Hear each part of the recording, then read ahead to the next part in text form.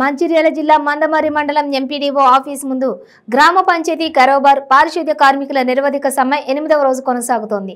చెన్నూరు నియోజకవర్గం కాంగ్రెస్ పార్టీ నాయకులు డాక్టర్ రాజా రమేష్, మండల కాంగ్రెస్ అధ్యక్షులు కడారి జీవన్ కుమార్ మాట్లాడుతూ గ్రామ పంచాయతీ సిబ్బంది పర్మనెంట్ చేయాలని, వేతనాలు ప్రభుత్వ ప్రత్యేక బడ్జెట్ కేటాయించాలని, పీఆర్సీ నిర్ణయించిన 19,000 మినిమం వేతనం చెల్లించాలని డిమాండ్ చేశారు.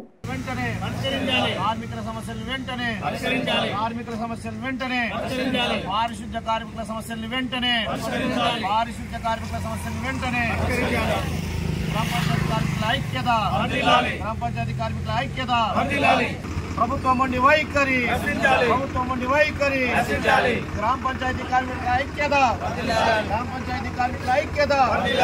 ఇవో 51 రద్దు చేస్తూ కేటగిరీలు కొనసాగించాలని, పైగా పీఆర్సీ ఇచ్చిన నివేదిక ప్రకారం జీవో 60ని అమలు చేయాలని, జీవో 60 ప్రకారం 19,500 జీతం ఇవ్వాలని, పైగా జీతం నెల రావాలని, గ్రామ పంచాయతీ నుంచి తీసుకోమని చెప్పడం, పైగా గ్రామ పంచాయతీకి డబ్బులు ఇవ్వకుండా డబ్బులు ఉన్నప్పుడే తీసుకోమనడం, కనీసానికి 2 నెలలు అయినా కానీ జీతం రాదు. ఒక్కొక్కరికి 4-5 నెలలు, 3-4 నెలలు, 5 నెలలు ఇట్లా ప్రతి నెల ఇవ్వడం లేదు. పైగా అడిగితే డబ్బులు వచ్చినప్పుడు ఇస్తాం, ఫండ్ వచ్చినప్పుడు ఇస్తాం, అట్లనే చూసుకున్నాం. చివరిగా సమ్మె బాగా పట్టాల్సిన అవసరం వచ్చింది. కాబట్టి సమ్మెలోకి వెళ్ళినాం. గవర్నమెంట్కు మెమోరాండం ఇచ్చినాం, కమిషనర్ గారు కూడా ఇచ్చినాం. చెన్నూరు నియోజకవర్గం నుండి కాంగ్రెస్ పార్టీ నాయకులు, కార్యకర్తలు అందరూ కూడా గ్రామ పంచాయతీ పరిశుద్ధ కార్మికులు చేస్తున్నటువంటి నిరాహార దీక్షకి సంఘీభావం తెలపడానికి ఈరోజు మందమర్రి మండలంలోని ఎంపీడీఓ ఆఫీస్కి రావడం జరిగింది. అయ్యా సీఎం గారు, లోకల్లో ఉన్న ఎమ్మెల్యే బాలకృష్ణ ధనిక రాష్ట్రం అని చెప్పి మీరు ఎన్నో మాటలు చెప్తూ కాలం గడుపుతున్నారు. ధనిక రాష్ట్రం అయితే మా గ్రామంలో పనిచేస్తున్నటువంటి కార్మికులకి వేతనాలు ఎందుకు 2-3 నెలలకు కానీ 5 నెలలకు కానీ వస్తున్నాయి? ఒక్కసారి ఆలోచించండి. ఆ రోజు ఎవరైతే గ్రామం అభివృద్ధి చెందాలంటే మనకు ఈ యొక్క గ్రామంలో పనిచేసేటువంటి పరిశుద్ధ కార్మికులే వీరే ముందుంటారు, వీరి వల్లే మన గ్రామం బాగుపడుతుంది అని మీరు ఆ రోజు చెప్పిన మాటలు ఈరోజు వీరు నిరాహార దీక్ష చేస్తుంటే ఎందుకని మీరు ఒక్కరు కూడా ఇక్కడికి వచ్చి చూడలేకపోతా ఉన్నారు? ఇదే మందమర్రిలో మీరు లోకల్లో ప్రోగ్రాం చేస్తూ ఉన్నారే, మరి నా పరిశుద్ధ కార్మిక సోదరులు మీకు కనబడట్లేదా? వీరి న్యాయమైన కోరికలు మీకు వినబడట్లేదా? మీరు దేనికి ఇక్కడ కూర్చున్నారు, ఎన్ని రోజుల నుండి కూర్చున్నారు అని కనీసం ఆలోచించే అంత తీరిక మీకు లేదా అని నేను కాంగ్రెస్ పార్టీ తరఫున మిమ్మల్ని ప్రశ్నిస్తూ ఉన్నాను. అయ్యా, మీరు వ్యాపారాలు చేసుకోండి, మీకు నెలకు జీతం వచ్చినా రాకపోయినా మీ ఇంట్లో మీకు ఇబ్బంది ఉండదు. కానీ మాకు, మా మిడిల్ క్లాస్ కార్మికులకు అందరికీ కూడా, ప్రతి ఒక్కరికి కూడా నెలకి వేతనం రాకపోతే మా ఇంట్లో మా కుటుంబ సభ్యులందరూ కూడా ఇబ్బంది బాధలు పడుతూ ఉంటారు. ఒక్కసారి మా మీద దృష్టి పెట్టి మీరు దయ అవసరం లేదయ్యా, మేము కష్టపడి పనిచేస్తున్నాం, మా పనికి తగ్గట్టు వేతనం ఏమని అడుగుతా ఉన్నాం. మా పని 8 గంటలు పని చేయించుకోండి, మాకు సరైన వేతనం జీవో 60 ప్రకారం ఏదైతే 19,500 రూపాయలు మాకు రావాలో ఆ జీతం, ఆ వేతనం మాత్రము నెలకు కట్టి నెలకు వచ్చేసరికి మా ఇంటికి వచ్చేటట్టు, మా అకౌంట్లోకి వచ్చేటట్టు చూడండి. అదేవిధంగా మాకు అనారోగ్యం పాలైతే ఆరోగ్య భద్రత కల్పించండి.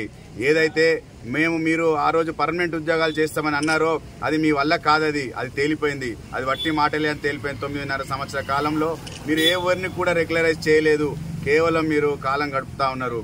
మరొకసారి మీరు వచ్చే ఎన్నికల్లో ఖచ్చితంగా వీరికి ఎన్నో వాగ్దానాలు చేస్తారు. పర్మనెంట్ ఉద్యోగం ఇస్తామని, అలాగే ఇల్లులు ఇస్తామని, ఇంకేదో పథకం ఇస్తామని కొత్త పథకాలు మళ్ళీ ఆలోచించే ఉంటారు. ఇంతకుముందు మోసం చేసిన పథకాలు కాకుండా మళ్ళీ వీళ్ళ కోసం ఇంకో పథకాలు మీరు అరేంజ్ చేసే ఉంటారయ్యా. ఖచ్చితంగా మీ యొక్క మోసపూరిత పథకాల గురించి ఈరోజు చిన్న పిల్లోడిని అడిగినా చెప్తారు. మీ పథకాలు ఎక్కడ ఈసారి ఫలించవవి, ఎవ్వరు కూడా వాటిని ఆహ్వానించరు. ఎన్ని మాయ మాటలు చెప్పినా 3 నెలల తర్వాత వచ్చే ప్రభుత్వం కాంగ్రెస్ ప్రభుత్వం, కార్మిక ప్రభుత్వం, రైతు పక్షాన కొట్లాడే ప్రభుత్వం. ఈరోజు ప్రతి ఒక్క గ్రామానికి ప్రజలకు అండగా ఉండేది ఎవరు అంటే అది కాంగ్రెస్ ప్రభుత్వం అని ప్రతి ఒక్కరికి తెలుసు. ఒక మీ బీఆర్ఎస్ టీఆర్ఎస్ కార్యకర్తలకు, నాయకులకు మాత్రమే తెలియదు. మీరు వాళ్ళ మాయలో, కేసీఆర్ గారి మాయలో ఉండి కార్యకర్తలు ఏం జరుగుతుందో నిజాలు కూడా మర్చిపోయి ఈరోజు ఇష్టం వచ్చినట్టు మాట్లాడడం, ఇష్టం వచ్చినట్టు ప్రవర్తించడం జరుగుతూ ఉంది. ఇప్పుడే ఇక్కడ నుండి కార్యకర్తలు, నాయకులు వెళ్తా ఉన్నారు. ఏ ఒక్కరు కూడా వీరిని అడిగి వీరి సమస్య తెలుసుకున్నది లేదు. వీరి సమస్యని పరిష్కరిద్దాం, మరి లోకల్ ఎమ్మెల్యే ఉన్నాడని తీసుకుపోయినా ఆ ప్రసక్తే లేదు. వారికి ఆలోచన కూడా అవసరం లేదు. వారింటికి వారికి ఏదైతే కావాలో అదంతా వస్తున్నాయి, చేకూరుతున్నాయి, వారు చల్లగా ఉంటున్నారు. నేను చెప్తున్నాను కార్మికులకి, ప్రతి ఒక్క అన్న తమ్ముళ్ళకి చెప్తున్నాను, ఒక 6 నెలలు ఓపిక పట్టండి. 3 నెలల తర్వాత ఎన్నికలు, ఆ ఎన్నికల తర్వాత వచ్చేది కాంగ్రెస్ ప్రభుత్వమే. కాంగ్రెస్ ప్రభుత్వం వచ్చిన తర్వాత నేను చెప్తున్నాను, ఇలాంటి రోజు మీకు ఏ రోజు కూడా రాకుండా చూసుకునే బాధ్యత మేము కాంగ్రెస్ పార్టీ తరఫున తీసుకుంటాము. మీ యొక్క న్యాయమైన కోరికలు ఏవైతున్నాయో ఖచ్చితంగా ప్రతి కోరికను కూడా పరిష్కరించేటట్టు మేము ముందుకు అడుగులేస్తాము. ఖచ్చితంగా మేము ఇనిషియేషన్ తీసుకొని మీ యొక్క ఏ కోరికలు కూడా తీరకుండా ఉండేటకుండా చూసుకునే బాధ్యత కూడా మేము తీసుకుంటాము. ప్రతి ఒక్కరికి కూడా మరొక్కసారి విన్నపించుకునేది ఏంటంటే, రేపు వాళ్ళు ఎలక్షన్ మూమెంట్లో వచ్చి మీకు అనేకమైన మాయమాటలు చెప్పి మీలను ఏదో ప్రలోభితం చేసి మీ దగ్గర నుండి ఓట్లు దండుకోవడానికి మాత్రమే మీ మీద ప్రేమలోకి అన్ని అబద్ధాల మాటలు ఇస్తారు, వాగ్దానాలు ఇస్తారు. దయచేసి వాటికి మీరు మోసపోకండి.